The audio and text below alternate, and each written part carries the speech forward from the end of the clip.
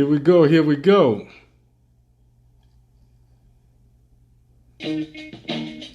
Let's try this one more again, one more again, one more again. Express yourself. Express yourself.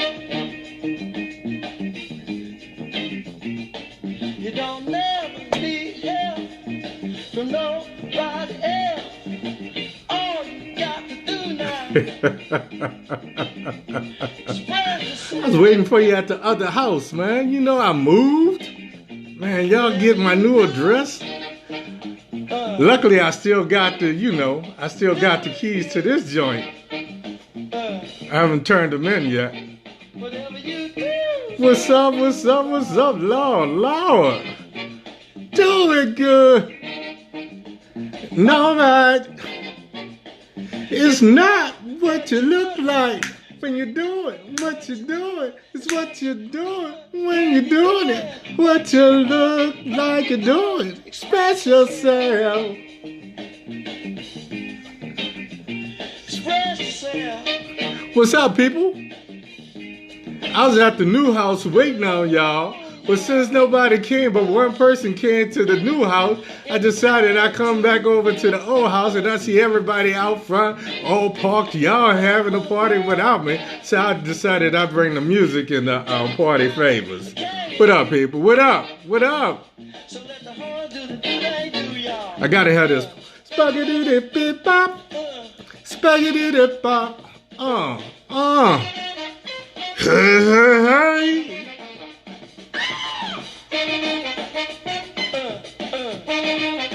Yeah, y'all never saw me in my work clothes, huh? Some people have everything, and other people don't. But everything don't mean a thing if it ain't the thing you want. Express yourself. Express yourself. No, do it. No, do it. Do it good. Go and do it. Hey. Y'all do it. Y'all do it. Yeah. Deidre, Deborah, Beverly, what's happening? Express yourself. Get with the program, Brenda.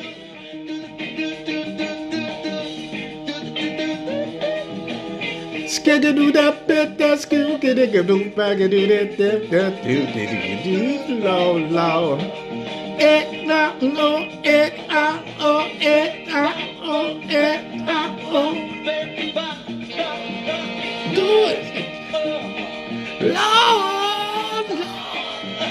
Do it. What's up, Bev? Bev, Dev, Gwen, Deidre.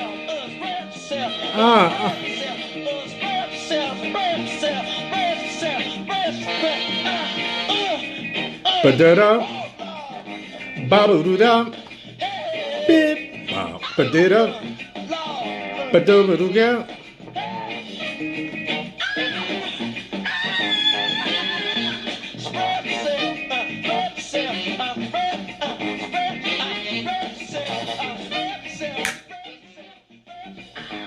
Let me snap that. Let me snap that.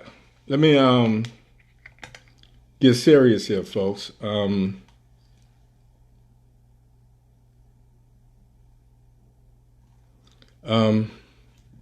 I decided I was going to dress out tonight.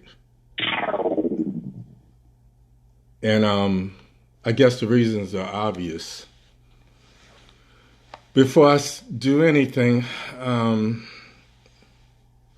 I want to send a couple of shout outs. First, I want to send a shout out to those people, those everyday people who have been deemed essential and they're risking their lives to make sure we have the essentials that we need. I'm talking about the people in the grocery store and at the gas station and places like that. They're what I call unsung heroes. They don't usually get a shout out. They usually don't get this, that, or the other. But you don't walk into a Walmart or Publix or a gas station and see them wearing personal protective gears. I want to give them a shout out. Second of all, I decided to dress the part because I want to send a special shout out to my healthcare workers. I started off as a OJT corpsman in the Marine Corps. Then I became a EMT, and before I became a paramedic, I wound up going into radiology. So I want to send a special shout out to my healthcare workers. They're on the front line dealing with people who have the disease, and many of them are becoming infected and stricken with the virus as well. They're not immune simply because they're there. So let's send a special shout out to them. Lastly, I just want to give a solemn moment of recognition to those people that have died as a result of the coronavirus. So I'm just going to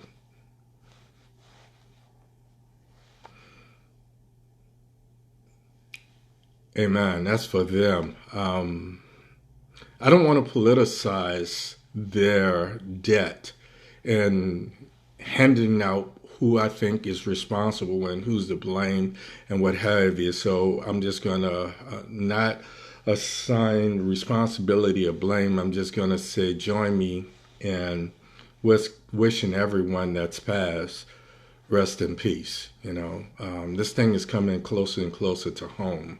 A couple people online, and I'm not going to call names because I wrote the HIPAA policy and things like that, but a couple people on my watch, on my podcast watch, have been personally affected, and I'm praying for them, wishing the best for them.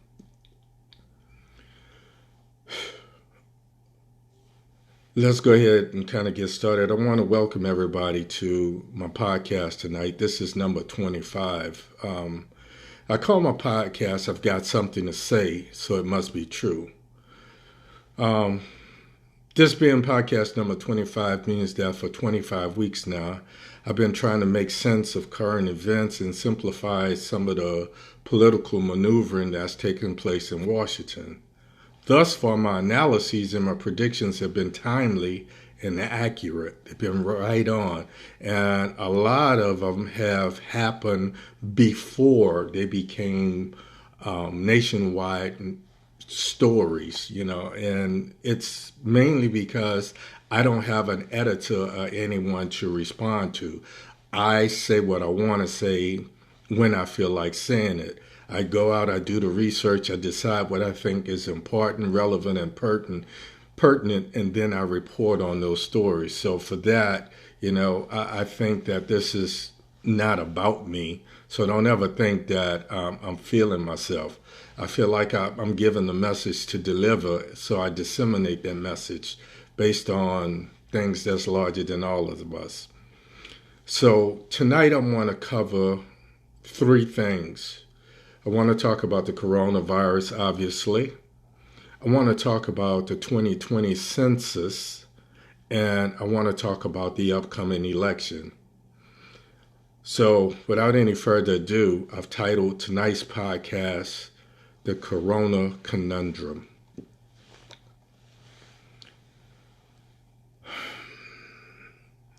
The first thing I'm going to talk about is the coronavirus versus commerce. Until I talked about the corona infection and death rate in New Orleans, most of you were clueless and unaware of what was going on in New Orleans and in Louisiana. Though 61 of the 64 parishes, because we don't have counties, we're the only state that's based on Napoleonic, old Napoleonic code versus Old England. Everybody else has counties, we have parishes. So 61 of the 64 parishes have been impacted with the coronavirus in the state of Louisiana, with the lion's share of the infection as well as the death rate taking care in New Orleans and the New Orleans metropolitan area. Those from the area know that's primarily New Orleans and Jefferson Parish, but then it has other outlying areas like Chalmette and St. Bernard Parish. Last Thursday, I talked about this. I told you that in the first week there were 300 cases, and at the time of my podcast, there was 2,305 cases. So in 1 week, we saw 2,000 cases, 2,005 cases over that week's time. I went to some sources, WDSU News in New Orleans, to update my information. And as of the latest information I could get was from 1:15 yesterday, and I kid you not, in a 24-hour period, they went from about 6,000 and 6,500 cases to 9,150 cases. So New Orleans has had, or the state of Louisiana, has had over 2,500 cases that have been confirmed or diagnosed in a 24-hour period. So listening to the governor of Louisiana, he says he expected that because they are testing, and I'm going to get to that later. So we know that those cases were out there. These people just hadn't been diagnosed. But it's alarming simply because last week we were at 2,305 cases. This week we're at 9,150 cases. 40 to 41% of those cases are just in the New Orleans area. On top of that, we went from like 83 deaths last week to I think it's 301 or 310 deaths. And I'm just spitting some stuff off the top of my head, so I can't remember. I thought I took notes, but I didn't. Not about the death rate. It doesn't take an epidemiologist to tell you that the primary reason for this explosion are two things. A, because of Mardi Gras. Mardi Gras is a huge commercial or revenue influx for the city of New Orleans and the surrounding areas. People travel from around the world to come to New Orleans to watch something that's billed as the greatest free show on earth. Because they didn't have the information that they should have had prior to prior to Mardi Gras went on as usual.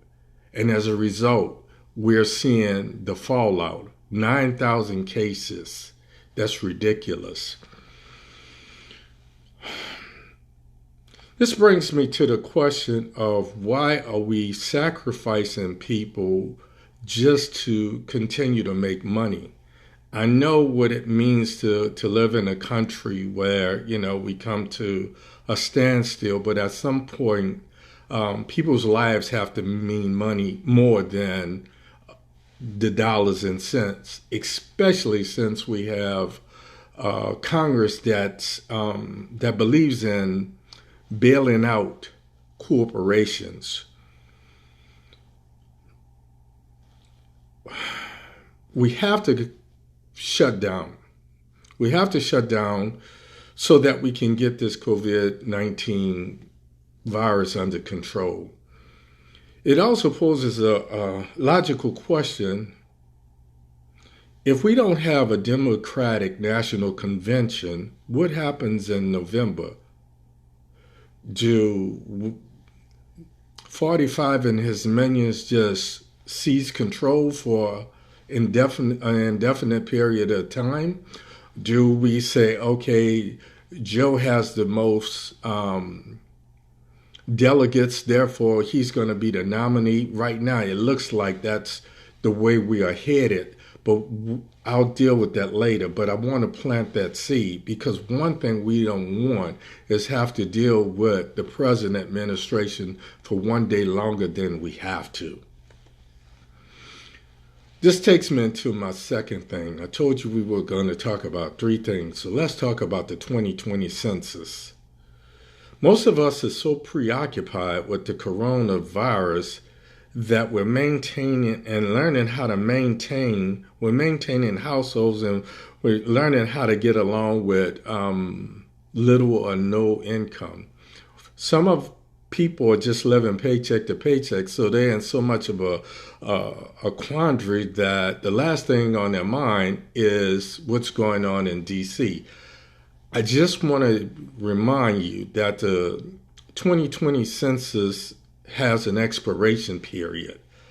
This is critical because what we don't want to happen is in the midst of this pandemic, we don't want them to take over our government. We ask for guidance, or we should be asking for guidance. And I'm kind of emotional now, folks, so bear with me. During this time, all we can do is ask for guidance and serenity to accept the things that we cannot control. We also have to ask for courage to deal with the things that we can control. And things like the 2020 census is going to take you about 20 minutes. It affects how much money goes into the community. It affects how much money is earmarked to your children's school. It even goes as far as setting up districts and representation, both locally on the state level and nationally. So it's imperative. I implore you, I'm begging you to get out and do those census documents. If you don't have the letter or the code that they sent you, you can still fill out the information just by entering your address and answering some questions. So a few preliminary questions, you move on to the census questions, and you'll be done in 15, 20 minutes. In this time of chaos, it gives you a sense of normalcy. More importantly, it also gives you a sense of control. What has happened is a state of emergency has been declared. As a result of that, your rights have been usurped or taken over. Now that Corona has been called a pandemic, it gave 45 and his minions the power to declare the state of emergency. Each state is supposed to have sovereignty, which means that each state is supposed to vie for itself. Or they have the rights to impose their own rules. That's why you say, you see some governors imposing a stay-at-home order, others imposing a curfew from 8 o'clock to 5 in the morning, others 11 o'clock. So they're giving states a chance to do what they deem is necessary based on the needs of that particular state. What's happening is the federal government is not responding to them when they're asking for things like ventilators and personal protective equipment and gear and things like that. But the federal government, by way of 45 his minions, the Congress, and the Department of Justice, they can seize control. They can do things like start sending in the National Guard, and we saw it happen in California and I think in Washington State. They can totally take over and suspend our rights, which means they can do what they want, and that's not cool. So we have to focus on doing what we have to do. Let our congressmen know, let our elected officials know that that's not what we're seeking. We need to get to life as normal. If that means we can open up the government for commerce, then we can open up the government to make sure things like the election happens. While we're being preoccupied with Corona, Mitch and Don have been working, lining their pockets and taking care of the rich and the corporations. How are they doing this? They came up with what they call a stimulus package, which means some people are going to get up to $1,000, $1,200. Other people might only get $60.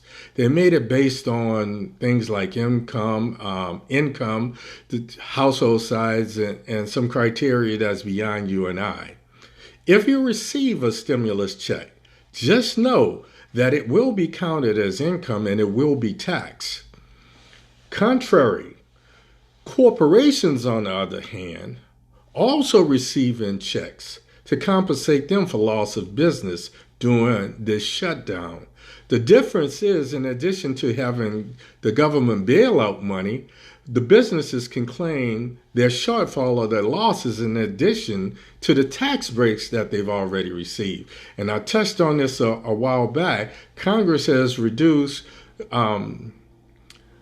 corporation tax debt from 35% down to 21%. So they're getting all of these advantages, and you and I are hoping on a stimulus check. You understand what I'm saying?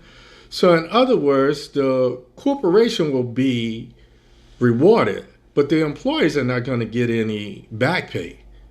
Corporations are going to do things like buy back their stock so that the company looks viable on paper.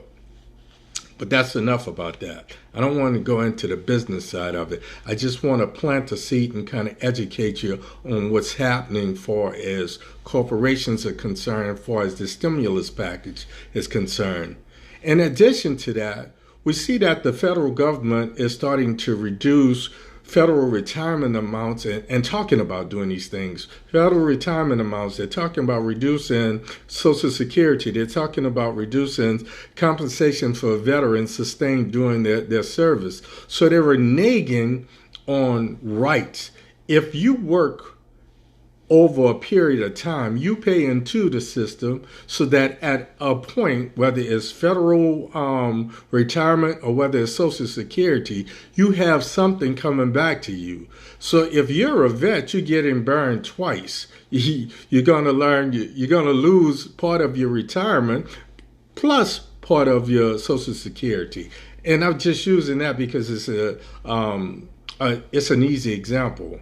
We have to, again, stay on top of our representatives, our congressmen, and let them know, keep sounding the alarm that this is not acceptable. The most important thing that we can do during this shutdown is concentrate on the 2020 elections. The 2020 elections must take place. Even if there's no Democratic convention in July, we have to make sure that it happens online so that we can come up with an opponent to oppose Trump in November, so that we are not forced to be under this rule, this tyrannical, maniacal, egotistical, narcissistic, and there's not enough adjectives in my vocabulary to describe what we are going through right now.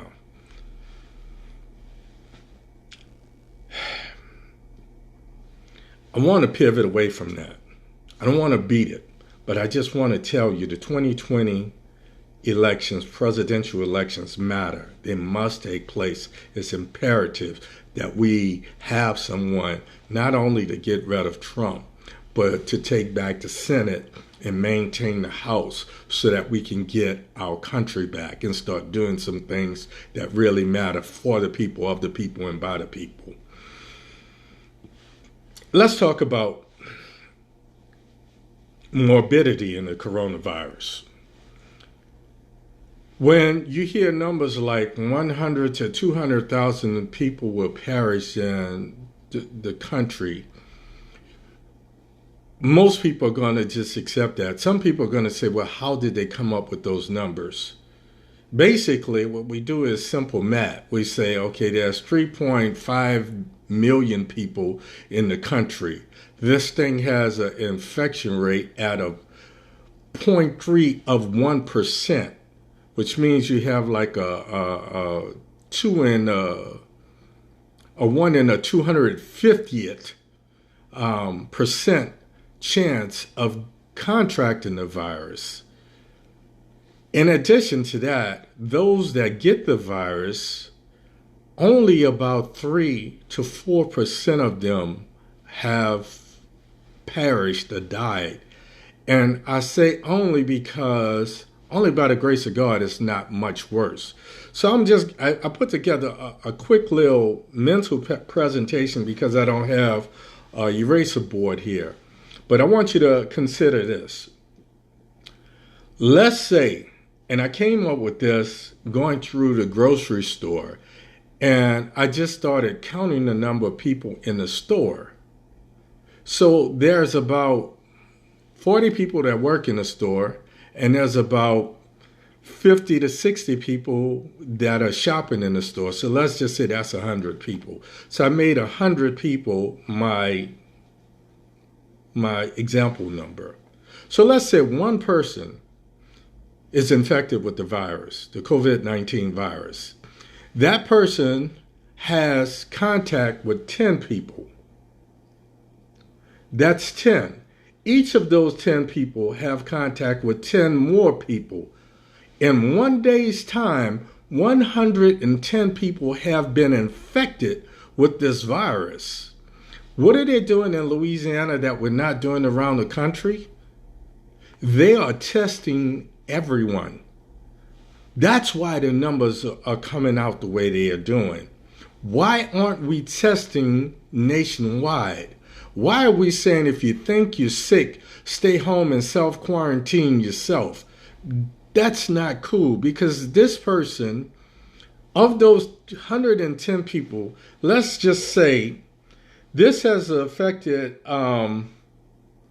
approximately, and we're going to make it easy. Let's say of those 110 people, 10 people test positive for the coronavirus.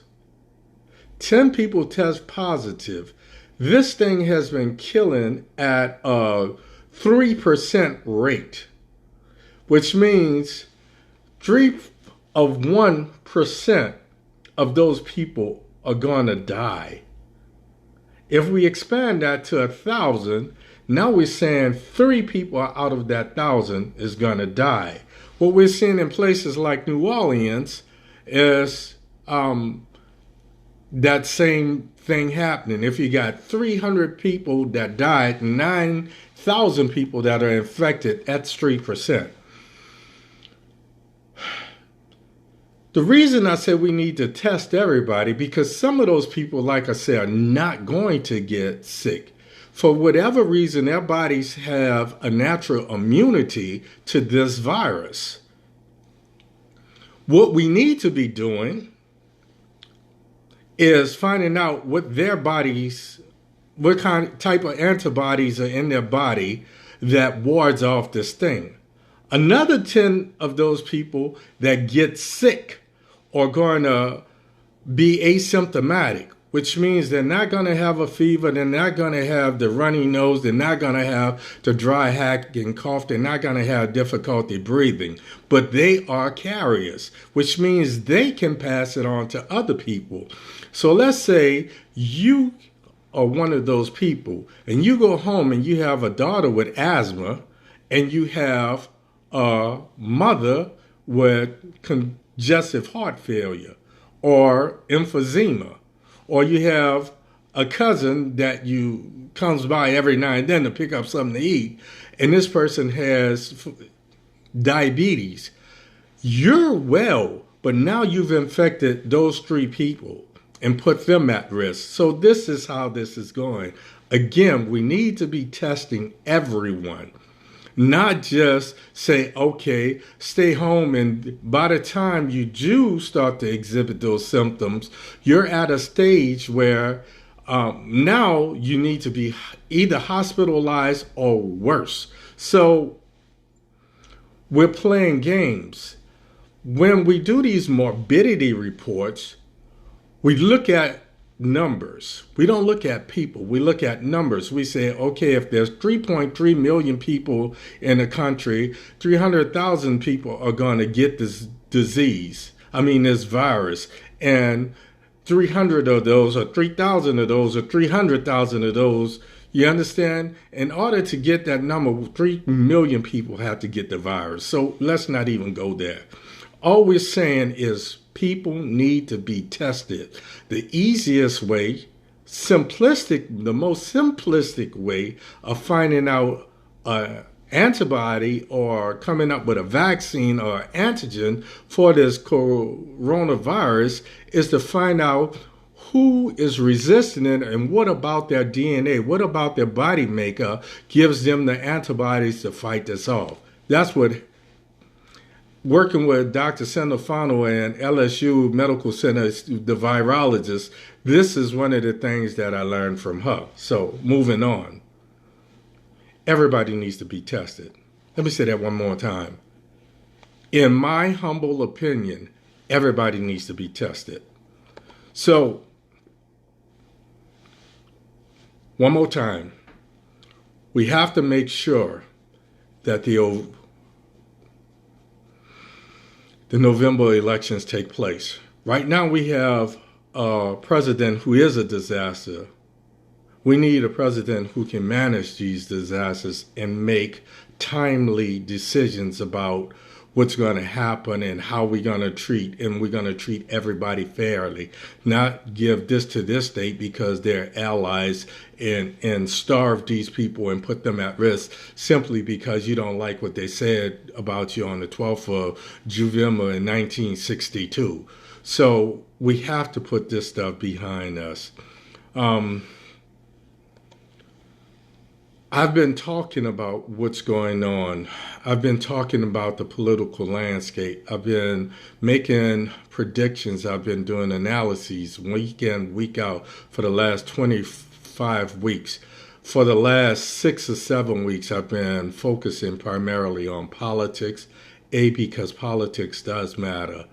What we learned back in early March, February, early March, is that everybody vote matters.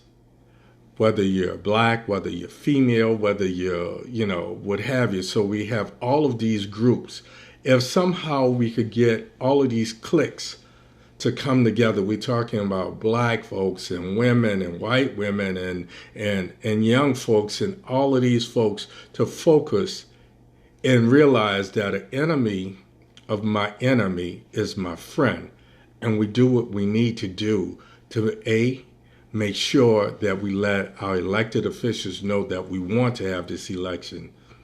I've said it so many times, you're tired of hearing it, and I'm saying it one more time. We want to have the elections, and B, we have to unite to get someone that can defeat all of the hateful minions that have come behind this man to prop him up on this little pedestal that he's sitting on now, so that we can get this country back, so that we can, the next time we're dealing with something like this, it doesn't propel the United States of America to being the epicenter of the entire world. With all that we have going on in this country, there's no reason for us to be where we are, dealing with corona, dealing with the day-to-day problems that we're dealing with having to lose our problems, our rights and what have you. So, folks, I don't want to beat a dead horse. I'm trying to keep it short and sweet, but I want to drive that home.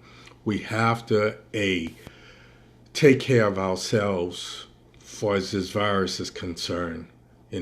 Use common sense. It's not about hand sanitizer. It's about washing your hands. Take care of your people. Pay attention. Don't become like those people that we despise. I see some desperate things going on. I see somebody coughing in a store. Now, here's the thing.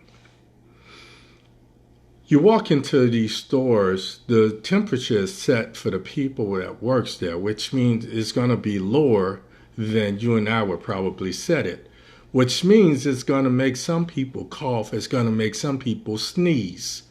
When this happens, everybody looks at them like they have the plague or like they have the letter A carved on their forehead.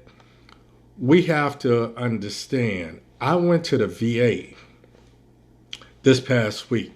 You guys know 2 weeks ago, almost 3 weeks ago, I had a motorcycle accident.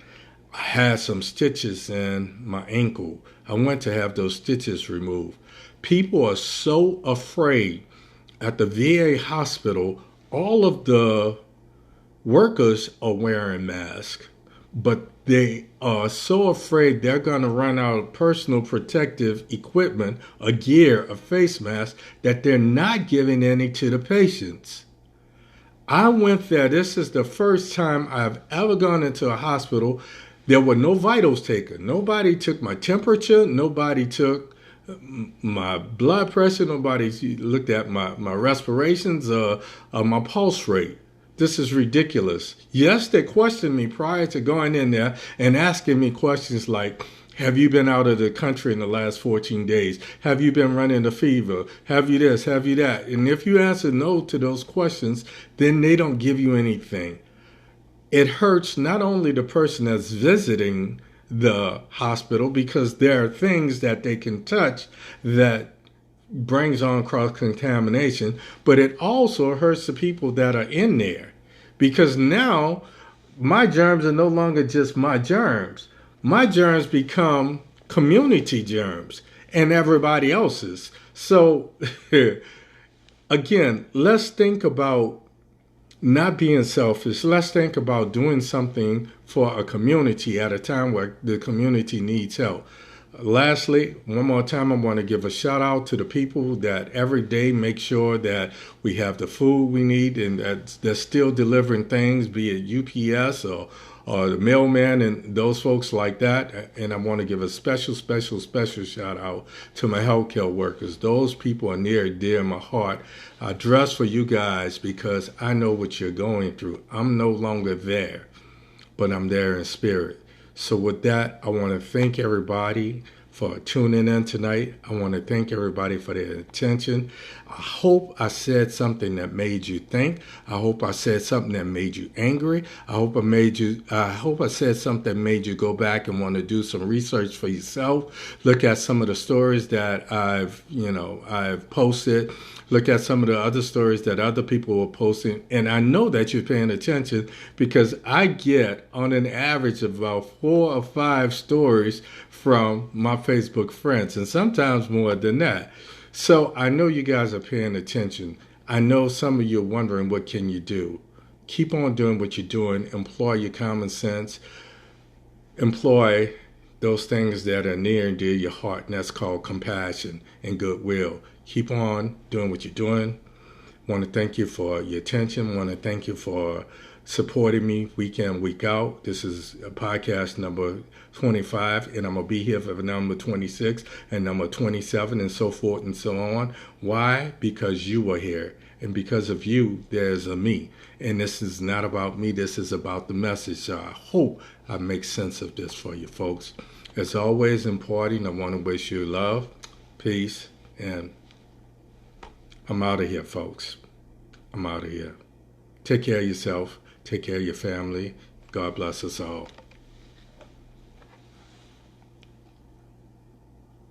I know I said I wasn't going, but thank you too, Frida. Thank you, Deidre. Thank you, Lawanda. Thank you, Gayla. Hi, Ellen. Thank you. Sedania, Lucian, Kay, Felicia, Shay, Elisa. Thanks for tuning in. Jennifer. Hi there, guys. Dina. Anita. Denise. Katrina. Shirley. What's up, guys? Maddie B. Daisy. Louise. Rashida. Frida again. Lene. All the way from Cali. Thank you, babe. Angela. My Pinky. Sandra. Sandra was the only person who went to the other site first. So, before I go, next week, all you folks that have signed up to my page, I got something to say, so it must be true. Next week, I'm going to be programming from there versus this. So I'm moving. I'm moving to a new location. So, guys, good night. Beverly, Deborah, Gwen, I appreciate each and every one of you. Good night.